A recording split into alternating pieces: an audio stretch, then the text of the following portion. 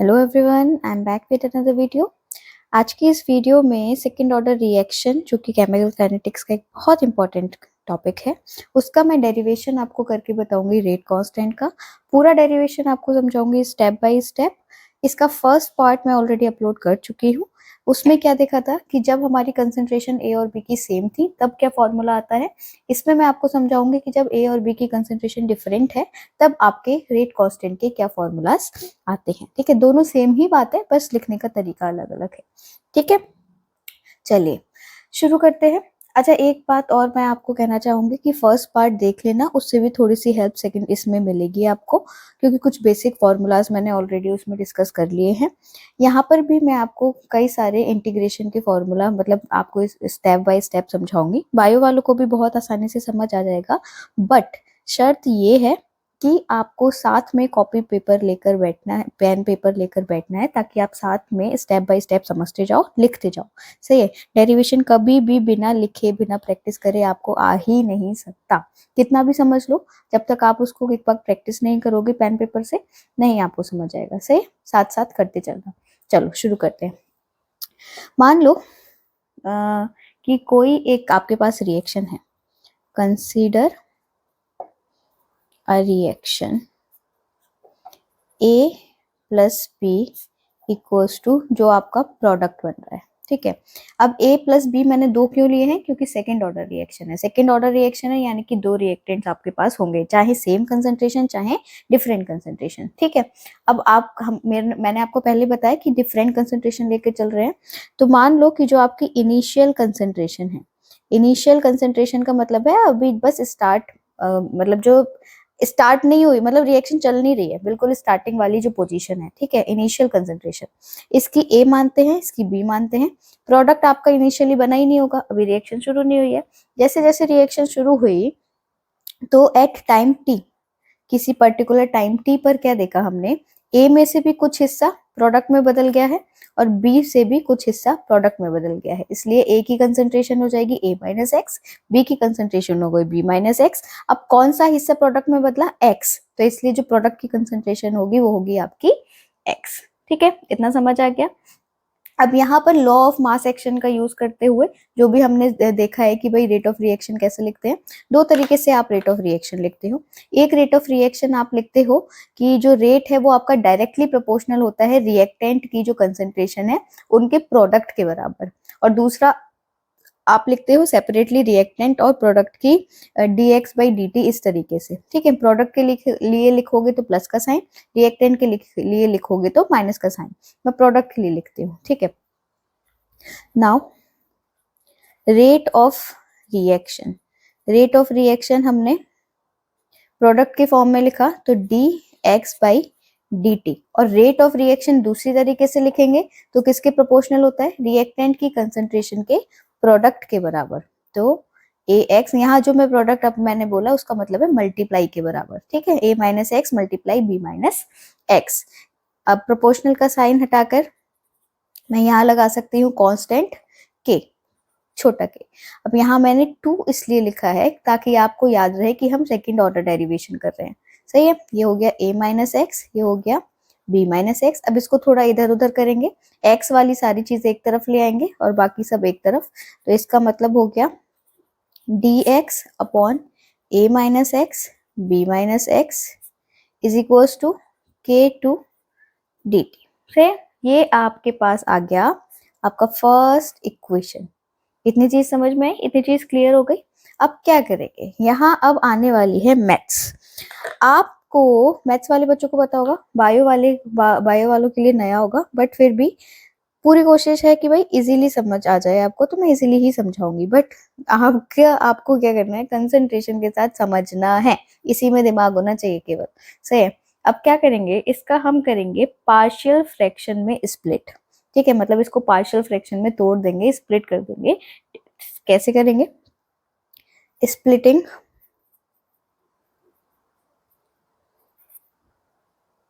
Into partial fraction. किसको करेंगे, ये जो आपका पूरा 1 upon A minus x B minus X, तो 1 upon A minus x B minus x is equals to, ऐसा मान के चलेंगे कि आपका ये जो पूरा है ये दो अलग अलग हिस्सों का सम था, ठीक है। तो मैं क्या करूंगी, a upon a minus x plus b upon b minus x. मतलब हम ये मान के चल रहे हैं कि ये दो हिस्से थे और इन फ्रैक्शन का पूरा जोड़ घटा मल्टीप्लाई डिवाइड सब करने के बाद आपको ये मिला था, ठीक है। ये हुआ। अब क्या करेंगे, इसका एलसीएम लिया, ये तो ऐसे ही चल रहा है 1 upon a minus x B minus x. इसका जब मैंने एलसीएम लिया तो आया a minus x B minus x. अब इसके पास a माइनस एक्स ऑलरेडी था तो a की मल्टीप्लाई में क्या जाएगा, b माइनस एक्स, ठीक है। b के पास b माइनस एक्स ऑलरेडी है तो इसके मल्टीप्लाई में क्या जाएगा, a माइनस एक्स, तो b a माइनस एक्स। ये नीचे नीचे की चीजें सेम है ना। ये सब मैंने क्या कर दिया, डिनोमिनेटर से डिनोमिनेटर कैंसिल कर दिया। अच्छा यहाँ पर एक चीज और करना, इस वाली को भी ना सेकंड मानकर चलना, अभी आगे पता चलेगा कि क्यों सेकंड मानना है, ठीक है। ये हो गया सेकंड। अब यहीं से लेकर चलते हैं इसी के आगे से, हम कहाँ पहुंचे, हम पहुंचे यहाँ पर, सही है। अब ये क्या हो गया, ये हो गया 1 is equals to a b minus x और plus b a minus X, सही है। अब क्या करेंगे,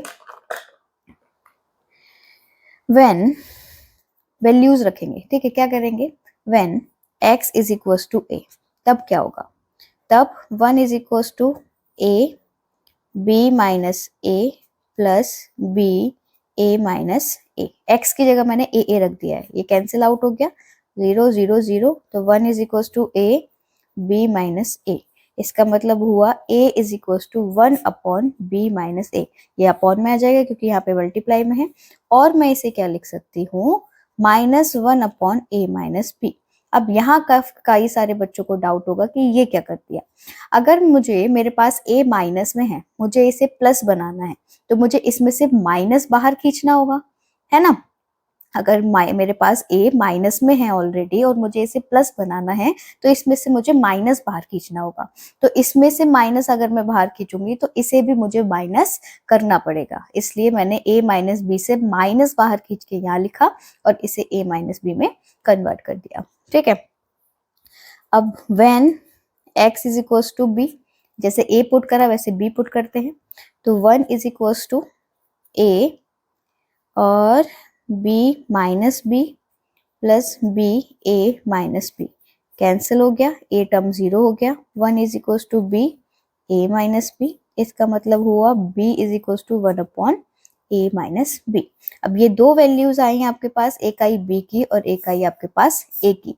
तो मैंने आपको इसे सेकेंड इक्वेशन इसलिए मानने को बोला था कि यही a और b की वैल्यूज मैं कहाँ पुट करूंगी, आपकी इक्वेशन नंबर सेकेंड में पुट करूंगी, सही है। putting values of a and b in equation number second में मैं इसको पुट करूंगी। जब मैंने इसको पुट करा तो ये था हमारे पास 1 upon a minus x B minus x is equals to a की जगह मैंने रखा a की जगह आया था आपका -1 अपॉन a माइनस बी, है ना। और a माइनस एक्स ऑलरेडी था आपके पास, ये रहा a माइनस एक्स पहले से ही था, a की जगह मैंने उसकी वैल्यू रख दी, ये रखी मैंने 1 अपॉन a माइनस बी और यहाँ पर आपके पास b माइनस एक्स था, ठीक है। अब ये आया आपको, अब नीचे देखना, डिनोमिनेटर में देखना, यहाँ भी a माइनस बी है, यहाँ भी a माइनस बी है। मैं इसे क्या करूंगी, कॉमन ले लूंगी, ठीक है। इसे क्या करूंगी, कॉमन ले लूंगी, तो 1 अपॉन a माइनस बी मैंने कॉमन ले लिया। अंदर क्या बचा, -1 a minus x plus 1 upon b minus x. उल्टा ब्रैकेट है, अलग अलग ब्रैकेट हो गए इग्नोर कर दो, अब नया सही बनाना, ठीक है।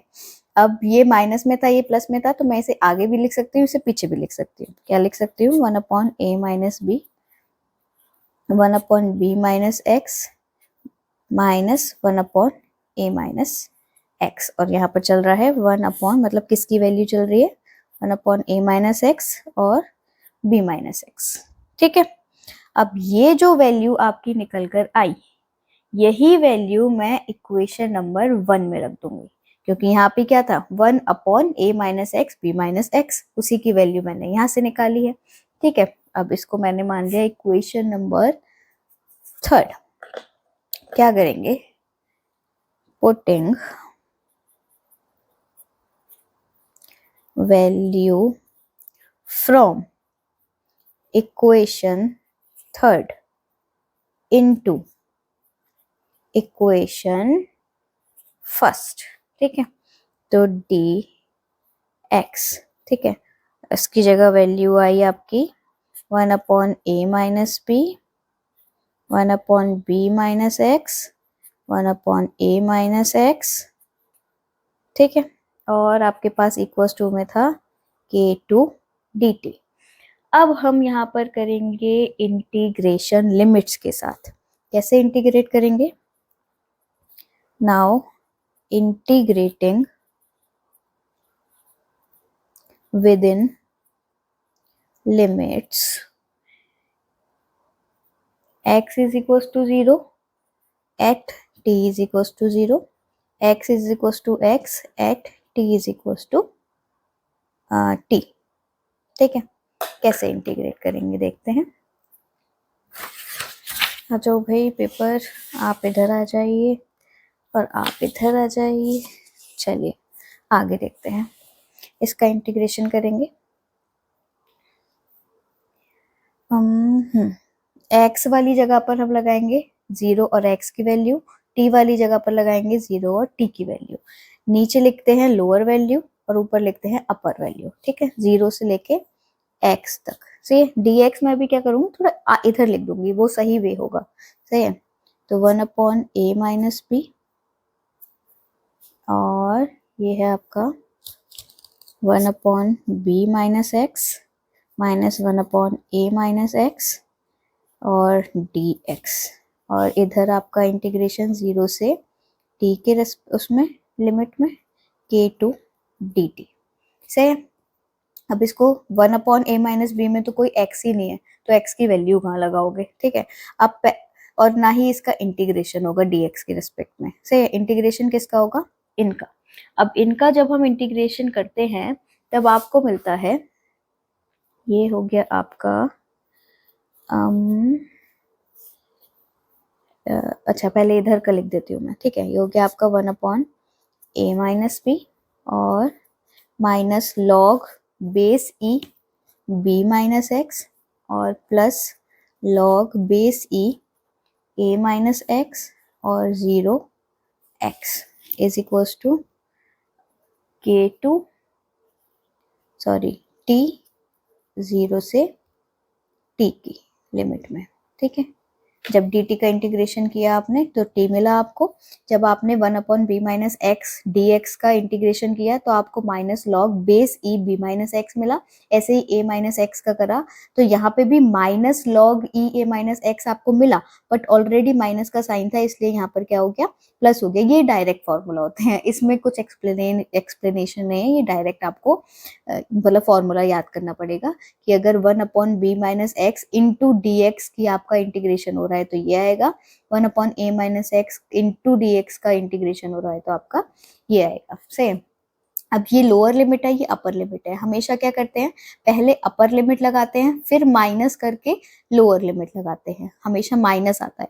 सही, तो ये आपका हो गया 1/a-b माइनस लॉग e, पहले मैं x लगा रही हूँ सारे x की जगह, तो b-x plus log e a-x।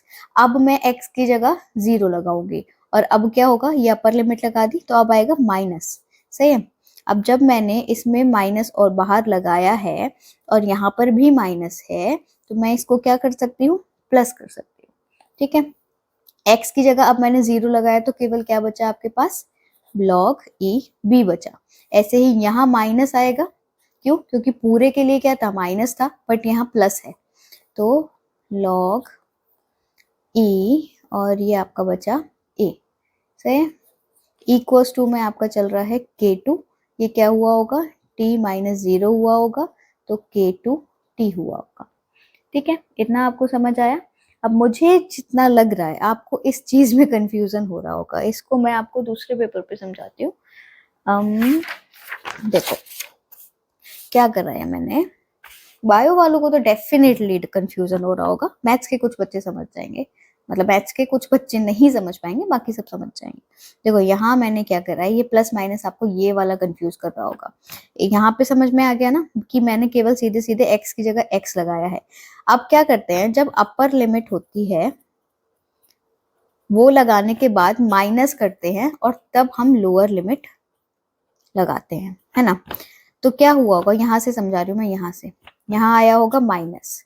अब आपके पास था माइनस लॉग ई, ये वाली चीज ई।